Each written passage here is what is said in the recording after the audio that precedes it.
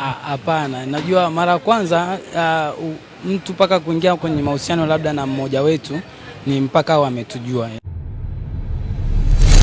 Ni mara chache sana kuwakuta mapacha wakiwa wanafanya kazi sehemu moja kwa kipindi cha muda mrefu, lakini kwa hawa mapacha wawili Kurwa na Doto, hii kwao ni tofauti kidogo kwa sababu wao wamefanya kazi kwenye kampuni ya usafirishaji ya BM kwa kipindi cha miaka 5 na wamekuwa wakifanya kazi kwenye ofisi hizi. Leo tumewatafuta tuzungumze nao kuhusiana na yale ambayo wanakutana nayo kwenye kazi, kwa sababu tunafahamu ni watu ambao wanafanana, labda pengine walishawahi kutofautiana labda na wateja na vitu vingine kama hivyo. Kaka, mambo vipi? Safi kabisa. Anaitwa Kurwa Aretas Tarimo. Naitwa Doto Aretas Tarimo. Kwa sisi hapa ofisini kwa wakati huu ndo tumepanda kidogo, ni mameneja wasaidizi, lakini kwa hapo nyuma tulikuwa ni maagent. Tunahudumia abiria, kuwapigia simu, kuwakagua, kuhakikisha tunapiga hesabu ya gari na kuhakikisha abiria wote wako ndani ya gari wamefika kwenye muda husika, ili then turuhusu gari liweze kuondoka kwenye muda wake uliopangiwa. Ehe. Hivyo tulikuwa mimi pia nami naitwa Doto Aretas Tarimo.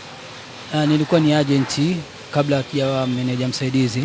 Nilikuwa ni agent, tunahudumia abiria tukihakikisha abiria amepanda gari husika, amekaa kwenye siti husika na anahudumiwa vizuri ndani ya basi kabla basi kuanza kuondoka. Na hata pia kuondoka abiria kuhakikisha vituoni wanachukuliwa vituoni mapema na kuwapigia simu kuwahi vituoni. Hiyo ndio ilikuwa jukumu letu. Okay, kabla ya kufanya hii kazi kwenye mabasi mlianzia wapi?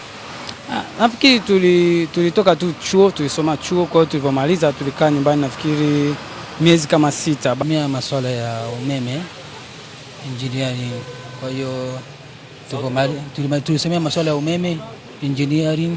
Kwa hiyo tulipomaliza hapo tukawa tumekuja kuomba kazi BM Coach, tukapata fursa hiyo ya kupewa agent wa BM Coach kuanzia hapo nyuma.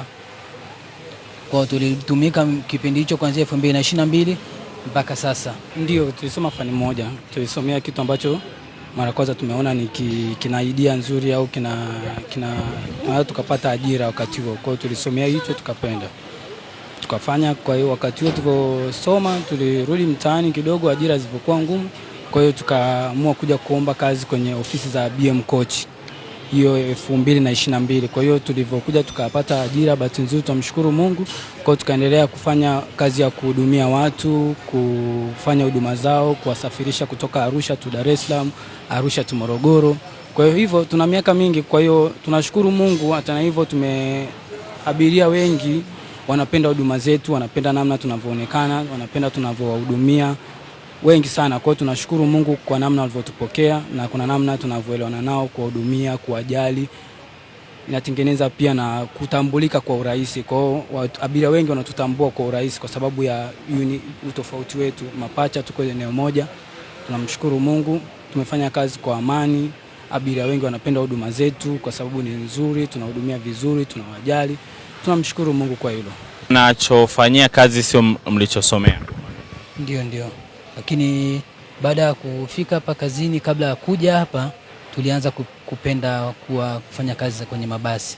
Ingawa alikuwa tuna hiyo, tumebana tukapata moyo wa kuja kuomba kazi BM Coach, tukapata na tumefanya wote kwa moyo mkubwa, kwa upendo, kwa kuipenda kazi yetu. Maana imekuwa bora kwa miaka mingi mpaka sasa tupofika hapa, tunamshukuru Mungu. Changamoto inakuwa inatokea sometime abiria labda unakuta labda kama ni agent nakagua gari. Sasa unakuta labda naingia kwenye gari, naweza kana namuulizia kwa abiria, naomba nisaidie tiketi yako nihakikishe ni gari sahihi na siti ni sahihi aliyokaa. Anasema mimi ushanisikiliza mara kwanza, kumbe alichanganya gari mara kwanza, akapanda gari ya kwanza ya mara kwanza, amepanda gari ya mara kwanza ya saa 1 kamili. Sasa akaambiwa gari sio hili, gari lako laondoka saa 1:30. Sasa amenikuta mimi kwenye gari, akajua mimi ndio yule ndio mshusha kwenye gari ya saa 1. Kwa hiyo anakuambia nimesha kwa tiketi yangu na ukaniambia gari yangu ndio hii, inakuwaje tena unadai tena tiketi? Naambia hapana, itakuwa labda umejua na mwenzangu. Anasema hapana, ni wewe kabisa na nakufahamu. Paka unakuta sometime naweza kumuonyesha picha ama kumuelewesha. Sasa unakuta pia inamfurahisha sometime abiria, anashangaa kumbe nilichanganya. Lakini mara kwanza unakuta kama muelewani kabisa, hapana tiketi yangu, lakini paka nikamuonyesha picha tuko wawili ndio wanakuwa na rizika.